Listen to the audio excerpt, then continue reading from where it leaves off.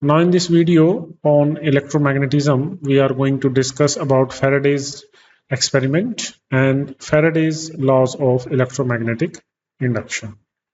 So this is the famous experimental setup which Faraday used to establish his two laws. So here we have a bar magnet. Here we have a coil, and this coil is connected to this galvanometer, suppose.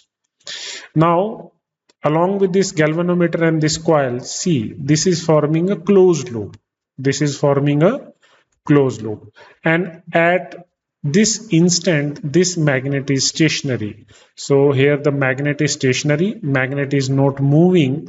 So you will see no deflection in the galvanometer or voltmeter, whatever it is. Now, in all these three cases, B, C, D, we are doing what, and there is a common thing in all of them, is that in the first case, when you move the magnet up and down, see, when you move the magnet to and fro with respect to this coil, you will see, now see, there is a deflection in this galvanometer. This meter shows deflection. Similarly, when you connect this coil with this battery, so this coil will again behave like this bar magnet. And when you move this coil to and fro with respect to this bigger coil, again you are observing that there is a deflection in the meter, right? Now here in this case, when we are flipping this switch on off, basically we are varying the current here in the circuit, and due to the variation of the current in the circuit, again we are observing that there is deflection in the galvanometer.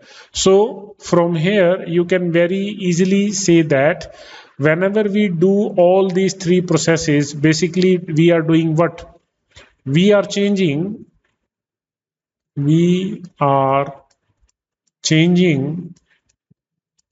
the magnetic flux associated with the circuits. All the three circuits, in all the three circuits, you are basically changing what? Magnetic flux. See, so the number of field lines that are coming out of the magnet, so this will be like that. When you move the magnet towards the coil, when you move the magnet towards the coil, the number of field lines that gets associated with the coil will increase, and when you move it away, the number of field lines that will associate with this coil will change, right? Same is the case here. When you move this coil towards or away, again there is a change in the magnetic flux associated with this bigger coil. And here also, when you flip the switch, you are increasing and decreasing the current, which is basically changing the magnetic field in this coil, smaller coil, that will change the flux associated with the circuit. So the first conclusion Faraday made from this experiment is that, and that is called the first law. So I am writing it here. What is the first law of Faraday? That whenever there is a change in magnetic flux,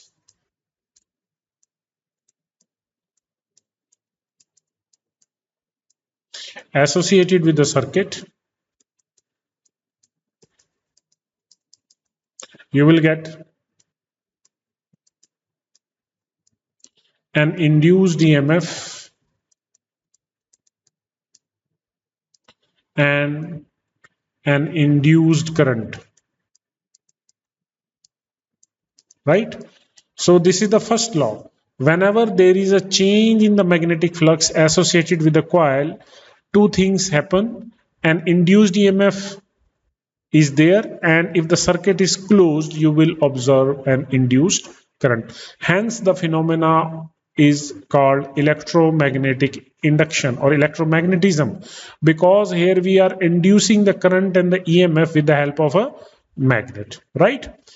Also he observed that the rate of change of flux, the rate of change of the flux means the rate at which you change the flux, means when you move the magnet to and fro with respect to the coil. So if you move it rapidly, this means you are changing the magnetic flux rapidly. So when you change the magnetic flux, the rate of change of magnetic flux decides that how much is the induced current or induced EMF, or you can say the amount of EMF that will get induced in the circuit is directly proportional to the rate of change of magnetic flux, right? So this we call as the second law. Also in the books, you will observe that there is a negative sign here. So what is the meaning of the negative sign here? That we will describe in the next video. Okay, so up to here, it is clear that whenever you change the magnetic flux associated with a circuit, whenever you change the magnetic flux associated with the circuit, there is an induced EMF, and the EMF is proportional to the rate at which the flux is changing. Also, if there are n turns, if you increase the number of turns of this coil, then the EMF induced will also increase. Suppose it has n turns, so then you will multiply this whole value with n. Means more is the number of turns in the coil, the more EMF you will get. So these are the two basic laws. Now we have to look for the various questions that are arising out of these observations. First question is that what is the magnitude of the current or the induced EMF, right? If there is induced current, then what is the direction of that induced current? How to decide and how the current will flow? Direction of induced current. Now, as we are saying that the EMF induced will depend upon the rate of change of magnetic flux. Now we know that the flux is basically BA cos theta. So theta is the angle between the area vector, means normal to the plane of the loop, and the magnetic field. So here we have three variables. If there is a change in magnetic field, that is happening here in all the three cases, so there will be a change in flux. Okay, if we keep the magnetic field constant, if we change the area, then again we can get a change in magnetic flux.